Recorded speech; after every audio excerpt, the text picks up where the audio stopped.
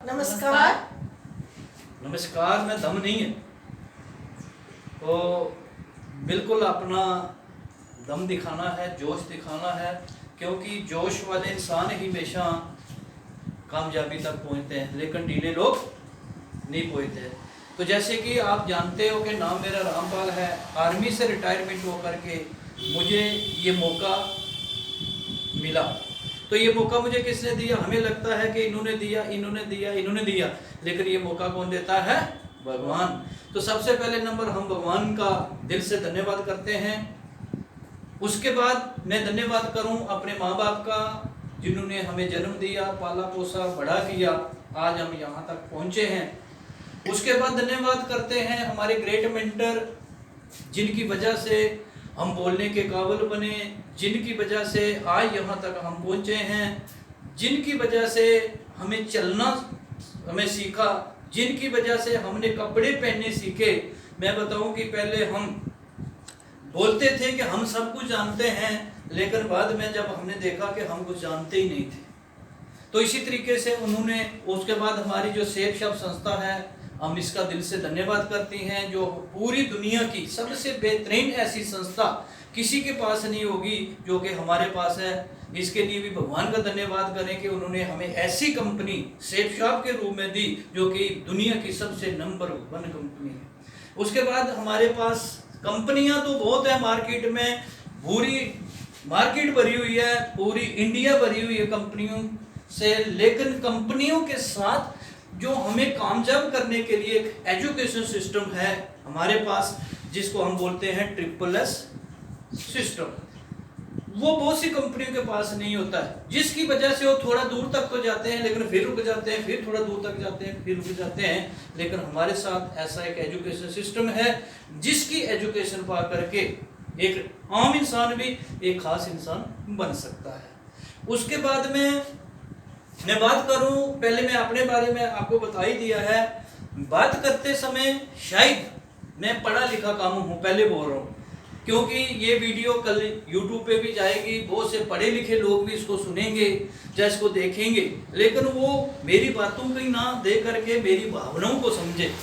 क्योंकि आप लोग बहुत से पढ़े लिखे लोगों की वीडियो सुनते होंगे, लेकिन आज आपके सामने बिल्कुल कम पढ़ा लिखा इंसान आज आपके सामने है। तो मुझे उम्मीद है कि ये वीडियो आपको पसंद जरूर आएगी, इतना मैं आपको विश्वास दिलाता हूं।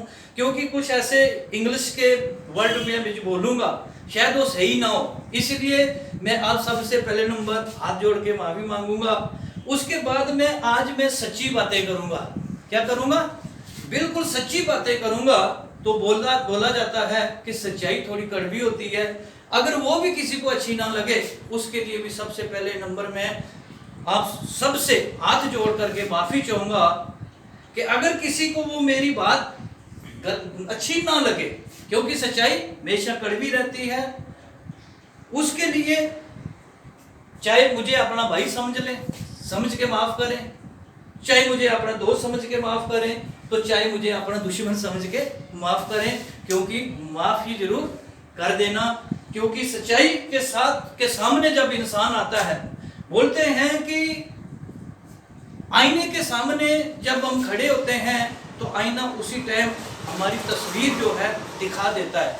लेकिन आज मैं जिंदगी के आईने के बारे में बात करूंगा। किसके बारे में? जो जिंदगी का आईना है, जो ये तुरंत हमें अपनी तस्वीर नहीं दिखाता है, लेकिन ये 5-10 साल के बाद में हमारी तस्वीर को हमारे सामने लाता है। तो हम ये नहीं चाहते हैं कि जिस दिन वो हमारी तस्वीर हमारे सामने आए और उस तस्वीर को देख करके हमें शर्म ना आए। क्या इस बात से सहमत है आप? यस। Thank you. तो इसीलिए आज की बात नहीं, आज से 10 साल के बाद हमारी तस्वीर क्या होगी या फिर हम क्या होंगे, हमने लॉन्ग विजन को लेके चलना है। किसको? लॉन्ग विजन को लेकर के आगे बढ़ना है। क्योंकि मैं आज जो आपको बातें बताऊंगा, ये बातें मैंने किताबों से नहीं सीखी, ये बातें मैं किसी और से नहीं सीखी, सिस्टम से जरूर सीखी है, मैं ये बताऊंगा मेरी नहीं है, लेकिन ये बातें प्रैक्टिकली हैं। ये मैंने प्रैक्टिकली फील्ड में जाके सीखी। कहां सीखी है? ये प्रैक्टिकली फील्ड में जाकर के सीखी है। उनका जो भी मुझे अनुभव मिला वो आज मैं आपके सामने रखूंगा। क्योंकि बताया जाता है कि इस दुनिया के अंदर अगर देखा जाए तो ये दुनिया दो में चलती है। किस में चलती है? दो में। ये एक बार पहले भी मैं एक वीडियो में बताया था, लेकिन आज मैं उन बातों के ऊपर बात नहीं करूंगा, लेकिन आज मैं उससे आगे का जो सफर है मैं उसके बारे में आपको बात करूंगा। क्योंकि दो में जैसे हम बात करें, आप सब जानते हैं कि स्त्री और पुरुष दो ही होते हैं, आंखें हमारी दो होती हैं, धरती और आकाश दो होते हैं, ठीक है नहीं। ये सारी चीजें ये मैं पहले बता चुका हूं पहली वीडियो में। लेकिन आज जो मैं आपको बताऊंगा कि जैसे बताया जाता है कि हमारी जो एजुकेशन है ये भी दो प्रकार की होती है। कितने प्रकार की होती है? दो प्रकार। वो कौन से प्रकार? एक होती है प्रोफेशनल एजुकेशन, जो कि हर एक इंसान लेता है, किसी कॉलेज से, किसी यूनिवर्सिटी से, किसी स्कूल से, तो इसको हम क्या करते हैं? ले लेते हैं। लेकिन एक आध्यात्मिक एजुकेशन होती है। क्या होती है? आध्यात्मिक एजुकेशन।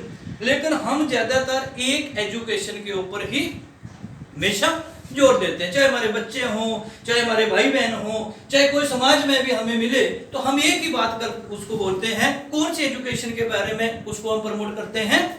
प्रोफेशनल एजुकेशन के लिए, ठीक है नहीं। लेकिन जो आध्यात्मिक एजुकेशन है उस प्रोफेशनल एजुकेशन से दो कदम आगे है, लेकिन उसके बारे में हमें पता नहीं होता। उसके बाद में क्या होता है? आगे दो चीजें होती है। अगली क्या होती है? सबसे पहले नंबर मोटिवेशनल, उसके बाद में एजुकेट। सबसे पहले नंबर जो हमारा पहला कदम है वो मोटिवेशनल का है। अगर मोटिवेट हमें कोई ना करे, किसी भी बात के लिए प्रेरित ना करे, तो मैं बताऊं दुनिया का कोई भी इंसान एक कदम से दूसरे कदम की हिम्मत ना रखे। तो मोटिवेशन एक ऐसी चीज होती है कि हमें मोटिवेट क्यों? क्योंकि एक गुब्बारा आपने देखा है, वो गुब्बारा तब भी उड़ेगा जब उसके अंदर हवा होगी। अगर उस गुब्बारे से हवा निकाल दी जाए तो क्या लगता है वो गुब्बारा कभी उड़ सकता है? नहीं उड़ सकता। गुब्बारा चाहे किसी भी कलर का हो।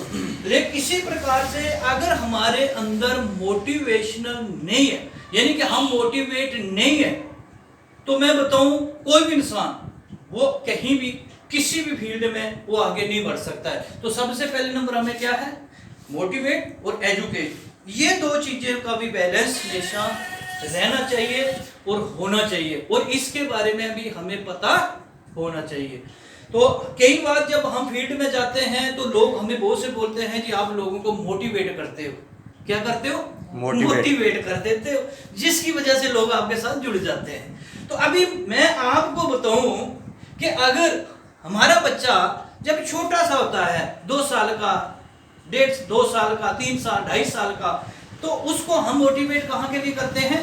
स्कूल जाने के लिए। अगर बताओ कि उस बच्चे को अगर हम मोटिवेट ना करें, क्या लगता है वो बच्चा कभी स्कूल जा सकता क्या? नो। कभी जाएगा क्या? कभी नहीं जाता है। तो इसी प्रकार जो नए लोग हमारे को फील्ड में मिलते हैं, अगर हम उनको मोटिवेट ना करें तो क्या लगता है वो लोग कभी किसी हमारे साथ आएंगे क्या? नो। पहला कदम। अभी दूसरा कदम एजुकेट। अभी एजुकेट, जैसे बच्चे को हमने मोटिवेट, हमारा काम है बच्चे को मोटिवेट करके उसको स्कूल कॉलेज तक पहुंचा देना, और आगे की एजुकेशन देना किसका काम है? वहां के जो टीचर होंगे, जो वहां के प्रोफेसर होंगे, उनका काम है बच्चे को एजुकेट करना। ये बातें, इन दोनों बातों से आप सहमत हैं? यस। तो बिल्कुल क्या है कि इसी प्रकार से हम जब भी यहाँ सिस्टम में किसी को लाते हैं तो हमारे एसोसिएट जो होते हैं, नए एसोसिएट होते हैं, वो किसी नए बंदे को मोटिवेट करके इस सिस्टम में पहले डालते हैं। डालने का मतलब एडमिशन ले ली, जैसे हम बच्चे की एडमिशन लेते हैं। उसके बाद में क्या होता है कि जैसे हमारा बच्चा की हम एडमिशन करवाते हैं, तो बताओ वहां से बच्चों को जो उसका मटेरियल है वो हमें लेना पड़ता कि नहीं लेना पड़ता है? yes. बच्चे की बुक्स लेनी पड़ेगी, उसके लिए बैग लेना पड़ेगा, उसके लिए यूनिफॉर्म लेनी पड़ेगी।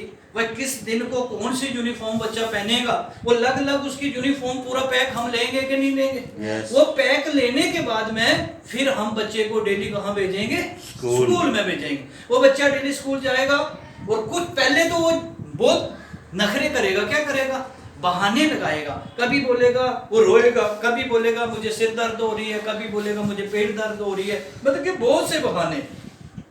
लेकिन अगर उस बच्चे के बहाना जब उसने बोल दिया, अगर माँ बाप उस बच्चे के ऊपर तरस कर लें, तो क्या लगता है वो बच्चा जिंदगी में कभी तरक्की कर सकता है? नो, कभी भी वो तरक्की, मैं बताऊं जिन लोगों ने अपने बच्चों के ऊपर तरस कर लिया, उनको उनके ऊपर छोड़ दिया, वो बच्चे जब बड़े हो गए ना 18-20 साल के, उसके बाद वो अपने माँ बाप को गाली देते हैं। क्या करते हैं? बहुत गाली देते हैं। क्यों? लेकिन एक बच्चे के माँ बापू ने तरस नहीं किया, लगातार उसके हर बहाने को काट करके उसको स्कूल कॉलेज में भेजते रहे, लेकिन वो बच्चा पढ़ लिख करके एक बहुत बड़ा अधिकारी बन जाता है। क्या बन जाता है? बहुत बड़ा ऑफिसर बनता है। और वो बच्चा अपने माँ बाप को हमेशा धन्यवाद करता है। वो अपने मन में सोचता है, भगवान के आगे प्रार्थना करता है कि भगवान अगले जन्म में भी मुझे ये माँ बाप मिलने चाहिए। लेकिन एक दूसरी कंडीशन में, क्योंकि मैंने 2 के ऊपर बात की थी, स्टार्टिंग में किसके ऊपर बात की थी? 2। तो अभी 2 में ही चल रही है। उसी कंडीशन में जो दूसरा बच्चा है जिसके ऊपर माँ बाप ने तरस कर दिया, ठीक है बेटा आज तेरे को पेट दर्द हो रही है, मत स्कूल में जा, मतलब कि कहीं बहाने से वो आया, टीवी देखने लगा या कोई और ऐसी छोटे मोटे किसी काम में लग पड़ा, यहां से उसको कुछ भी बेनिफिट नहीं मिलने वाला। क्या है? जिस काम को हम करते हैं उस काम से अगर हमें बेनिफिट नहीं मिल रहा है तो हम अपना टाइम बर्बाद कर रहे हैं।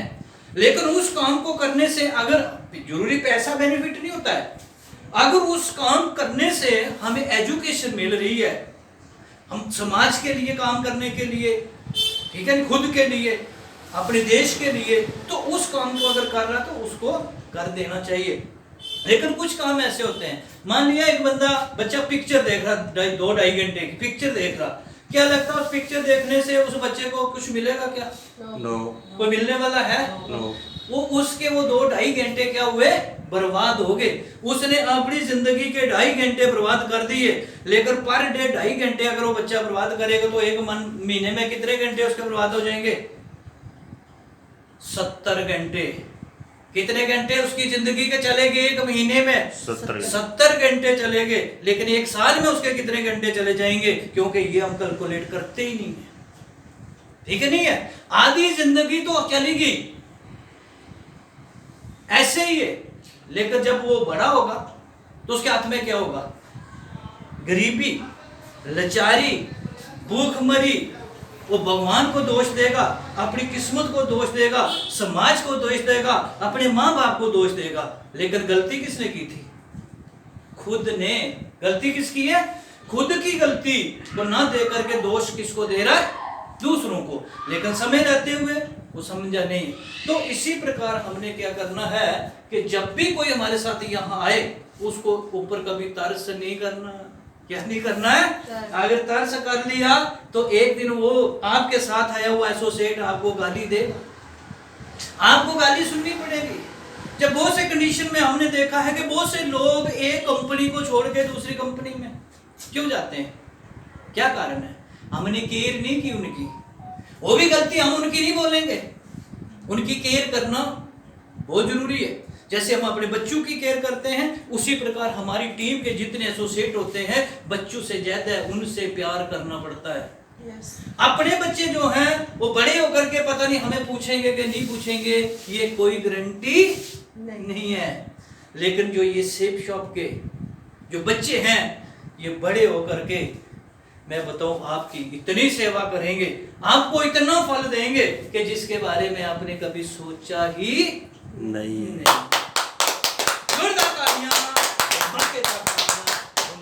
Thank you.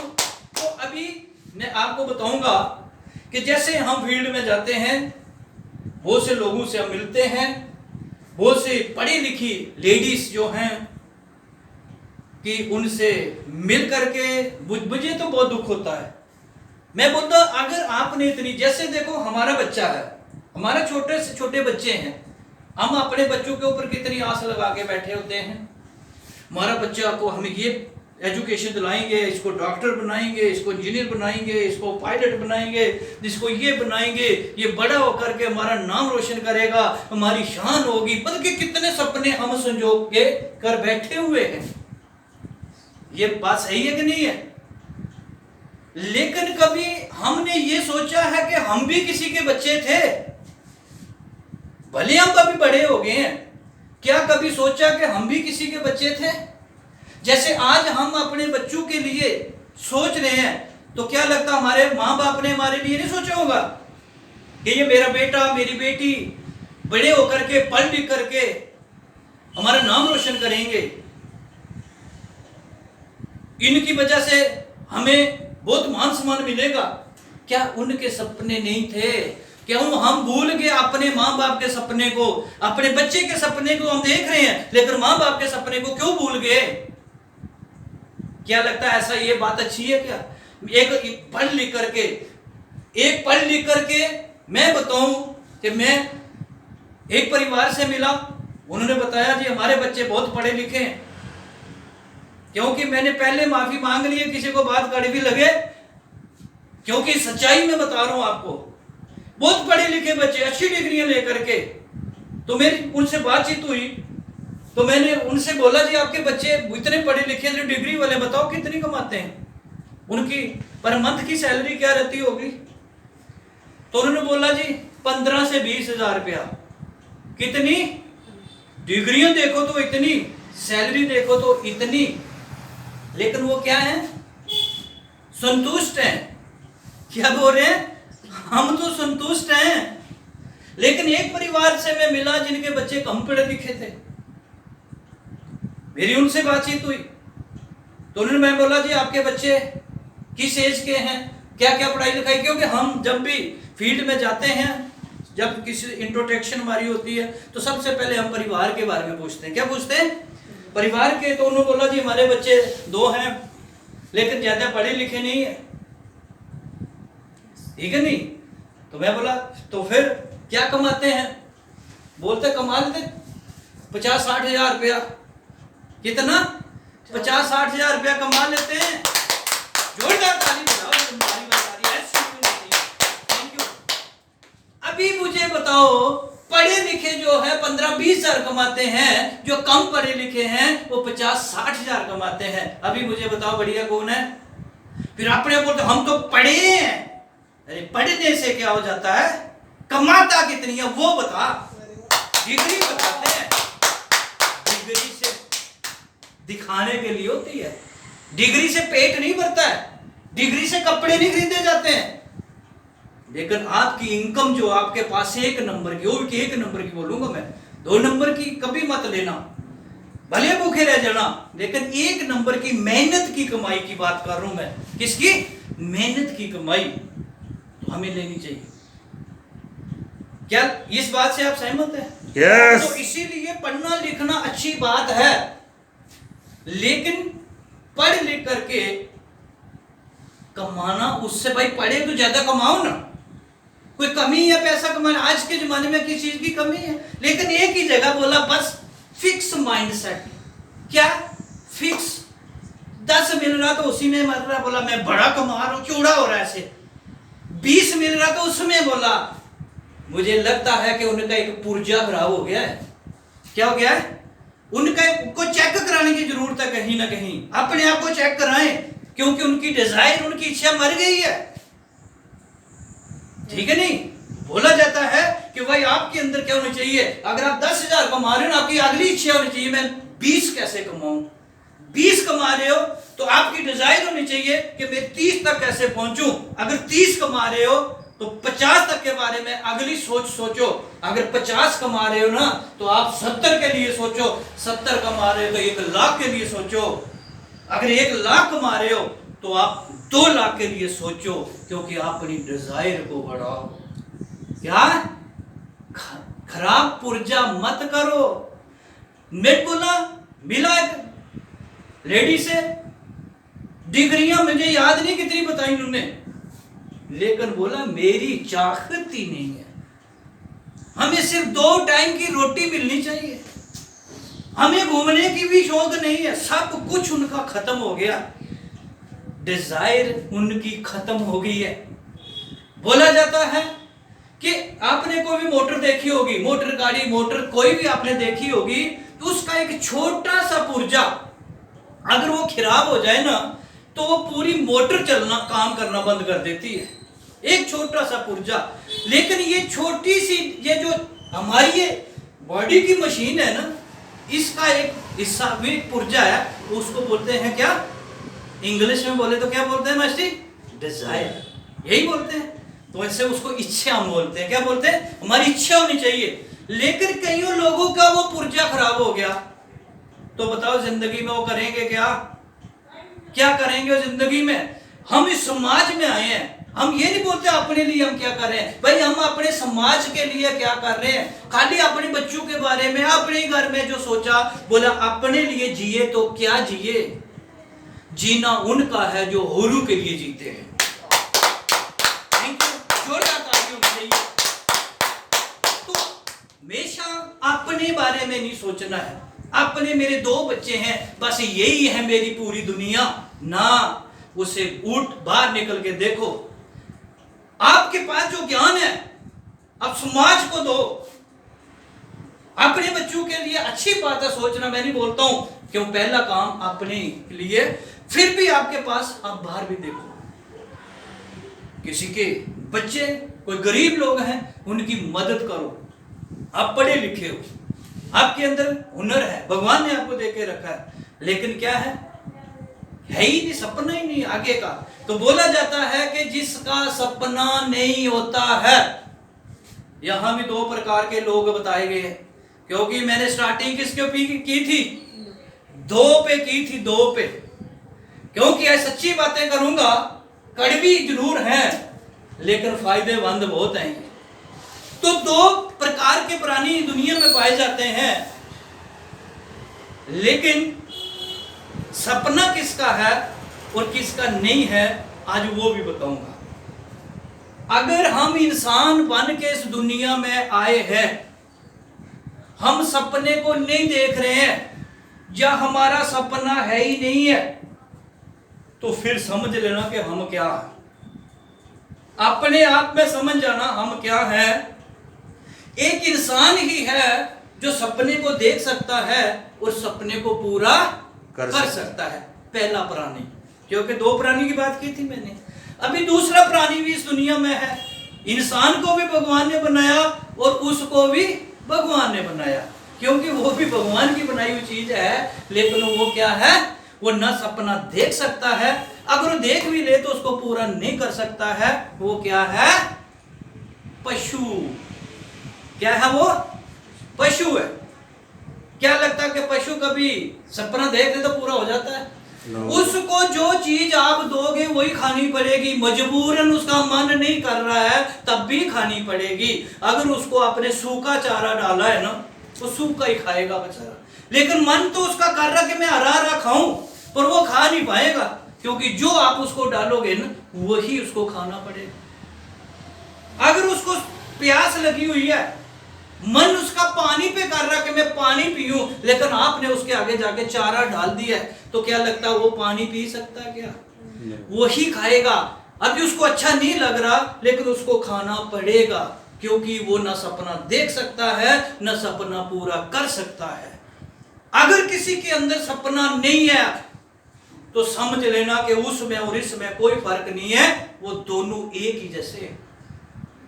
तो क्या लगता हमें वैसा बनना चाहिए? नो। हमें सपना देखना है। मैं बताऊं, हमारे जैसे लोग इस दुनिया पे आए, उन्होंने सपने को देखा, इतिहास बनाए। अभी अभी देखो ऑपरेशन सिंदूर चला था, 2 लेडीज ने कमाल करके दिखा दिया। नहीं तो बोलते लेडीज तो कुछ करती ही नहीं, हम तो लेडी हैं, हमसे नहीं होगा। अरे क्यों नहीं होगा? क्योंकि आपके सपने मर गए हैं, आपकी चाहत मर गई है, इसीलिए आपने आपको कमजोर समझ रही हो। एक झांसी की रानी थी अपने समय में, वो भी लेडीज थी। क्यों आज उसका नाम आप सुनते हो, क्यों उसका नाम लेते हो, क्यों इतिहास में उसका नाम है? क्या उस टाइम में वो लेडी नहीं थी क्या? उसने कुछ करके दिखाया, उसके अंदर दम था।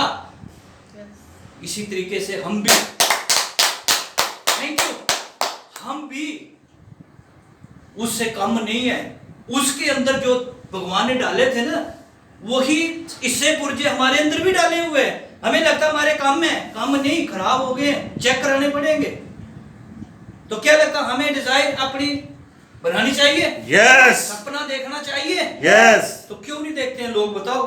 फिर बोलते हैं हम जी इतने पढ़े हैं, क्या करना उस पढ़ाई को, बताओ? तो हर बंदे को क्या करना है? अपना सपना बना करके आगे बढ़ना है। सपना पूरा कराने वाला कौन है? भगवान। कौन? भगवान। इंसान का काम है सपना बनाना और भगवान का काम है उस सपने को पूरा करना। लेकिन लोगों के क्या करते हैं, लोग पूरी जिंदगी रोते भगवान ने मुझे कुछ दिया ही नहीं। बोला दिया ही नहीं, तूने कुछ किया ही नहीं। क्या है? Thank you. सारी पंजाब वाली थैंक यू। तो इसीलिए हमें करना पड़ेगा, क्या करना पड़ेगा? काम करना पड़ेगा, नाम कमाना है। बोलते हैं कि काम करो ऐसा पहचान बन जाए, चलो हर कदम ऐसा निशान बन जाए। ऐसे काम करने, वो काम नहीं करने कि एक बार जिस साइड से हम निकल जाए हमारे पांव के निशान। पांव के निशान का मतलब भाई पांव के निशान नहीं है कि लोगों के दिलों में हमारा नाम होना चाहिए, किसी को लगना चाहिए कि मुझे मेरे से कोई ईमानदार इंसान मिला है। अभी जैसे मैं बोल रहा था आपको, दो प्रकार की एजुकेशन होती है, एक प्रोफेशनल और आध्यात्मिक, सही है? तो अभी मैं आपको बताऊं आध्यात्मिक एजुकेशन क्या होती है। प्रोफेशनल तो सबको पता भाई, आप अच्छे से पढ़ो लिखो, अच्छी नौकरी पा लो, स्कूल कॉलेज में यही बात पढ़ाई जाती है। लेकिन आध्यात्मिक एजुकेशन जो होती है ये हमें स्कूल कॉलेज से नहीं मिलती है। बच्चों को संस्कार, बोला हमारा बच्चा बहुत संस्कारी है जी, हमने बड़े संस्कार दिए बच्चे को। बोलते बहुत से लोग, संस्कार होते क्या है पहले खुद तो उनके बारे में जान लो, वो क्या संस्कार होते हैं। सही बात है नहीं है? हम परमात्मा को मानते हैं, किसको मानते हैं? भगवान को मानते हैं, हम अपने गुरु को मानते हैं। मैंने बहुत से ऐसे लोग देखे, माफी मांगी थी पहले बार, बुरी बात लगेगी, सत्संगी बहुत लोग होते हैं, बहुत मानते हैं, मानना चाहिए, मैं नहीं बोलता हूं कि नहीं मानना है। घर में मां बाप भूखे हैं, सुबह का दोपहर तक अभी तक नाश्ता नहीं खाया है, लेकिन हम सत्संग में जा करके बैठे हुए सत्संग सुन रहे हैं। क्या सुन रहे हैं? सत्संग सुन रहे हैं जी। बताओ क्या लगता वो सत्संग हमारी सफल हो सकती है क्या? नो। हम गुरु घर में आए हुए हैं, क्या बोलते हैं? गुरु घर में आए हैं, लेकिन हम भूल गए कि सबसे पहले गुरु हमारे कौन है। उस गुरु के बारे में कभी हमने सोचा है? जिसने हमें मुंह से आवाज नहीं निकलती थी, उसने हमें बोलना सिखाया। हमें चलना नहीं आता था, उसने हमें चलना सिखाया। हमें खाना नहीं आता था, उसने हमें खाना सिखाया। क्या ये गुरु कम है? क्या कम है ये गुरु? वो घर में भूखे हैं और हम सत्संग में हैं, वो खाली दिखावा है। वो क्या है? खाली दिखावा है वो। Thank you. फिर लोग बोलते हैं, कुछ लोग गुरु की जाके सेवा करते हैं, उनकी टांगे दबाते हैं, बहुत मालिश करते हैं, उनकी सेवा करते हैं। अरे उनकी सेवा करने के लिए पूरी दुनिया है। कभी उस गुरु के बारे में सोचा जो तकलीफ से बेचारा मर रहा है, उसको इतनी तकलीफ है, उसको इतना दर्द है, को सोचता कि भगवान कभी कोई मुझे भी थोड़ा सा दबा दे, तो थोड़ी सी मुझे मालिश कर दे। लेकिन वो तड़फ रहा घर में और हम जाके उधर गुरु के पांव दबा रहे हैं। क्या लगता है ये, क्या लगता है कि ये हमारी सेवा सफल हो सकती है? नो, कभी नहीं होगी। पहले नंबर जो घर में हमारे गुरु है ना, जो हमारे माँ बाप हैं, चाहे हमारा बड़ा भाई भी हो, क्योंकि कईयों के माँ बाप बेचारों के चले जाते हैं पहले, लेकिन उनकी जगह में उनका बड़ा भाई या बड़ी बहन कोई भी हो सकता है। पहले नंबर वो है, उनको देवाओ, उनकी सेवा करो, भगवान प्रसन्न होंगे। कौन होंगे? भगवान प्रसन्न होंगे, आपकी वो सेवा सफल हो जाएगी। लेकिन घर में तड़फ रहे हैं और हम बहुत भगवान को मानते हैं, भगवान की मूर्ति में पूजा पाठ, आरती, पता नहीं क्या क्या चढ़ावे चढ़ाते हैं वहां जाकर के। लेकिन एक बार भूखा भिखारी, कोई भी भूखा इंसान भूख से तड़प रहा है, लेकिन हम उधर जाकर के 36 प्रकार के भोग लगा रहे हैं, तो क्या लगता है वो भोग स्वीकार होगा क्या? नो। वो भी एक दिखावा है। अगर सही भोग लगाना है ना, तो उस भूखे पेट वाले को ये रोटी खिला दो, वो सबसे बड़ा भोग है, वो भगवान को जाके मिलेगा। हम बहुत भगवान की सेवा करते हैं, बहुत आदर्श हैं हम, लेकिन भगवान की बनाई हुई चीज हमारी दुश्मन है। क्या है? जो परमात्मा की बनाई हुई चीज है उसके हम दुश्मन है। कोई सांप मिल जाए उसको मारे बिना में चैन नहीं आता है। कोई कुत्ता मिल जाए उसको जब तक हम मारे नहीं तो चैन नहीं आता है। हर एक जानवर के पीछे पड़े हुए हैं। कोई कमजोर इंसान मिल जाए उसके पीछे पड़ गए, क्योंकि वो परमात्मा की बनाई हुई चीज है। अगर भगवान ने आपको कोई ओहदा दिया है ना, उसको संभाल के रखो। कमजोर लोगों की सेवा करो। अपने से बड़े की कौन ना कर ले भाई। मेरे से बड़ा, किसी से कोई बड़ा, उसके तो आगे पीछे घूमते हैं लोग। लेकिन एक कमजोर आदमी है जो, क्या उसके पास कोई जाता तो उसको कोई पूछता है आपका क्या हाल है, आपके बच्चों ने खाना खाया क्या? तो ये हम बोलते हैं संस्कार दिए हमने। ये क्या संस्कार है? लाचार आदमी की सेवा करो, अपने से नीचे वालों के साथ उठो बैठो। सबसे बड़ा संस्कार आध्यात्मिक एजुकेशन इसको बोलते हैं। दिखावे के लिए बड़े बड़े लोगों के साथ फोटो खिंचा ली, बड़े बड़े लोगों के साथ मिल गए, बोला ये वो संस्कार नहीं है। ये दिखावा है। दिखावा, दिखावे वाली जिंदगी। क्योंकि ये पिक्चर पहले बोला था कि आईना हमें तुरंत अपनी पिक्चर दिखाता है, लेकिन जिंदगी का आईना कुछ समय के बाद हमें पिक्चर अपनी दिखाता है। चाहे वो आज कितना भी बड़ा इंसान क्यों ना हो, लेकिन एक दिन उसका चेहरा उसके सामने जरूर आएगा। क्योंकि गलत कामों के गलत परिणाम मिलेंगे और सही कामों के सही परिणाम मिलेंगे। तो क्या लगता है? फिर कुछ लोग मैंने ऐसे देखे, किसी की सुनते ही नहीं है जी। क्या नहीं करते? किसी की नहीं सुनेंगे। वो बोलेंगे हमारे से बड़ा कौन, सबसे बड़े ब्रह्म ज्ञानी हम हैं, किसी की नहीं सुनेंगे। तो क्या लगता है वो बंदा आपकी नजरों में, क्या वो बंदा परफेक्ट है? नो। बोला जी मैं नहीं किसी की सुनता हूं। जो किसी की नहीं सुनता है उसके बारे में बताऊंगा, जो किसी की सुनता है उसके बारे में बताऊंगा। क्योंकि स्टार्टिंग में बोला था मैं 2 पे बात करूंगा, ये मेरा आखिरी पॉइंट रहेगा। क्या रहेगा? ये आखिरी पॉइंट रहेगा। तो बहुत से लोगों के अंदर अभी उनके अंदर ईगो होती है। क्या होती है भाई, मेरी समझ में ये बात नहीं है, लेकिन वो किसी की सुनते ही नहीं है। कभी कभी हम भी उनमें शामिल है। मैं अपनी बात करूं उसमें मैं भी हूं, लेकिन ये अच्छी बात नहीं है। ये अच्छी बात हमें किसी की भी, बोलते किसी छोटे इंसान की भी अगर आपने बात सुन ली तो वो भी आपके काम आने वाली है। बड़े बड़ों की तो लोग सुन ही लेते हैं, किसी छोटे आदमी की भी, किसी कम पढ़े लिखे आदमी की। क्योंकि पढ़े लिखे को सब सुनते हैं, अनपढ़ को कौन सुनता है भाई। और उसकी बात भी अगर कहीं सुन ली तो मैं बताऊं आपकी जिंदगी का आईना बदल जाएगा, आपकी तस्वीर बदल जाएगी, आप बिल्कुल बदल जाओगे, आपका इतिहास बदल जाएगा। लेकिन उसको सुनता ही नहीं कोई। अरे ये क्या बोलेगा, ये क्या बताएगा, वही तो सब कुछ बताने वाला है। तो मैं इसके ऊपर अभी बताऊंगा। राम और रावण, राम और रावण दोनों ही एक राशि के थे।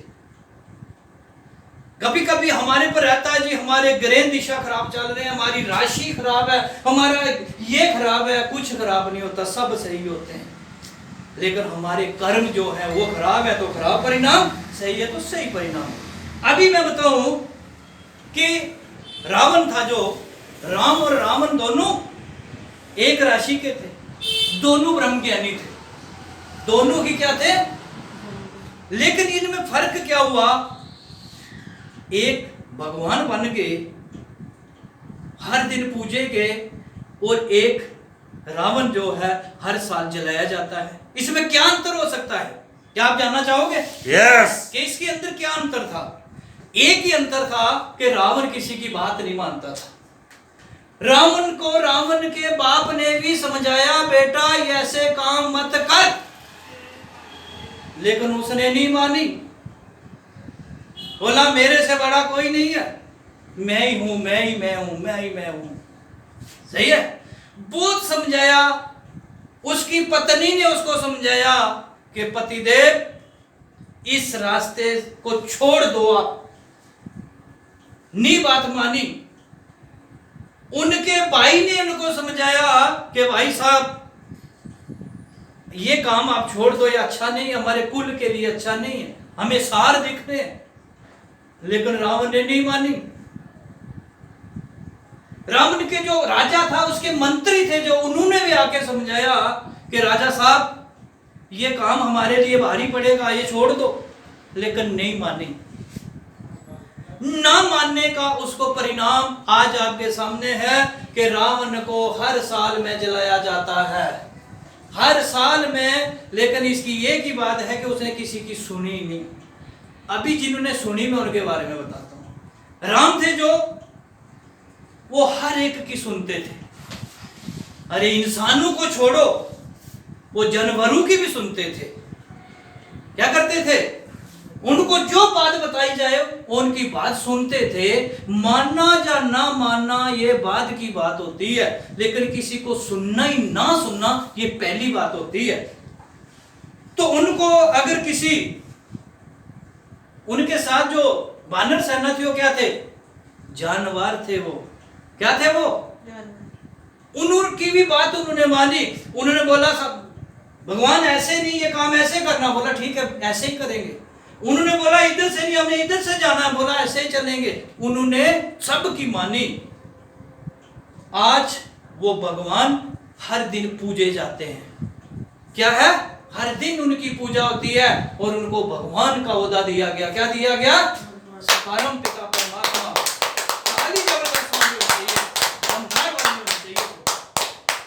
तो मैं आपको बता दूं, आज भी वो पहला रावण तो साल के बाद फूका जाएगा, लेकिन आज के रावण हर दिन फूके जाएंगे। जो आज किसी की बात नहीं मानता है, जो बोलता मैं ही मैं हूं, तो मैं बता दूं उसको हर दिन जलाया जाएगा। आने वाले कुछ सालों के बाद में आप खुद देख लेना। लेकिन जिसने किसी की मान ली ना, उसकी हर दिन पूजा होगी। अभी हमारे पे वो बात डिपेंड करती है कि हमें जलना है या फिर हमारी पूजा होनी चाहिए। जैसे मैं बता दूं, हमारे ग्रेट मेंटर नरसिंह ग्रिवाल जी, हर जब भी हम कहीं जाते हैं तो हम बताते हैं कि आज भगवान की तरह लोग उनकी आरती उतारते हैं। बोलते हैं कि नहीं बोलते हैं? yes. कि हर घर में आज उनकी फोटो है, वो कहा मंदिर में लगी हुई है। हर दिन भगवान की तरह उनकी आरती उतारी जाती है। लेकिन क्यों? क्योंकि उन्होंने बात को माना है, सिस्टम की बात को माना है, अपलाइन की बात को माना है। जैसे उनको बताया गया ऐसे उन्होंने किया। और हमारे ग्रेट मेंटर जो राजेश सर हैं, आज हम उनकी बातों को फॉलो करते आ रहे हैं। वो जैसे वो बताते हैं तो उन्होंने भी किसकी बात मानी? हमारे जो महागुरु नरसिंह ग्रिवाल जी हैं, उनकी बात मानी उन्होंने। तो वो भी यहां से डायमंड बन गए। क्या बन गए? डायमंड बन गए। अच्छी गाइडलाइन उन्होंने दी। आज हमारे अंदर जो कुछ है तो हमारे मेंटर राजेश सर का दिया। तो उन्होंने कहां से दिया? अपने मेंटर से। उन्होंने आगे हमें दिया और हम आगे देंगे। जैसे कि बहुत बड़ा पावर हाउस आप देखते हो, जहां लाइट तैयार होती है, बिजली तैयार होती है, वो बहुत बड़ा ट्रांसफार्मर होता है। तो वो ट्रांसफार्मर क्या करता है? आगे वाला जो ट्रांसफार्मर होता है उससे थोड़ा छोटा होता है, वो उसको ट्रांसफर कर देता है अपनी पूरी एनर्जी। लेकिन वो वाला ट्रांसफार्मर क्या करता है? उससे आगे और कहीं प्रोजेक्ट बना होगा, वहां ट्रांसफार्मर होगा, वहां पे वो उसको अपनी एनर्जी वहां देगा। तो इसी तरीके से फिर हमारे गांव में देखे होंगे इतने इतने ट्रांसफार्मर लगे हुए हैं, वो वहां से वो ट्रांसफार्मर लाइट कहां करेगा? फिर उस ट्रांसफार्मर से आगे कहां जाती है? हमारे घरों में बल्ब जाके जगता है। अगर डायरेक्ट वो पावर उस बड़े से सीधी लाइट आ करके हमारे घर में छोड़ी जाए तो क्या लगता है हमारे घर के इंस्ट्रूमेंट जो हैं क्या वो बच जाएंगे क्या? नो, वो सारे के सारे जल जाएंगे। तो इसीलिए यहाँ भी जो एनर्जी हमें मिलती है वो ऐसे ट्रांसफर होकर के अगर हमें मिल रही है तो इसका मतलब है कि हम बहुत दूर तक जाएंगे। लेकिन अगर कहीं डायरेक्ट आ रही है तो इसका मतलब कहीं ना कहीं हमें जला देगी, हम आगे लंबे समय तक बढ़ने वाले नहीं है। तो इस तरीके से हमें क्या करना है, हमेशा भाई पढ़े लिखे हो तो अच्छी बात है, लेकिन पढ़े लिखे होने का मतलब है कि आपको अपने बारे में समझ है कि नहीं है। अपने सपनों को मत मारो, क्योंकि अगर आपका सपना मर गया है, एक बार फिर बता रहा हूं, तो दो प्राणी हैं, फिर हम अपने आप में देख लें। जैसे कि हमारे मेंटर हमें बताते हैं कि एक कोई बंदा था, उसके घर में तोता था। क्या था? तोता उसने रखा हुआ था। तो जो उसका पड़ोसी था ना, वो बड़ा ढीला आदमी था, आलसी ढीला बिल्कुल। लेकिन जब वो बंदा उसके घर में आए तो तोता देके बोलता था ये लटूरा है, ये ढीला है, ये आलसी है, जिंदगी में कुछ नहीं करेगा।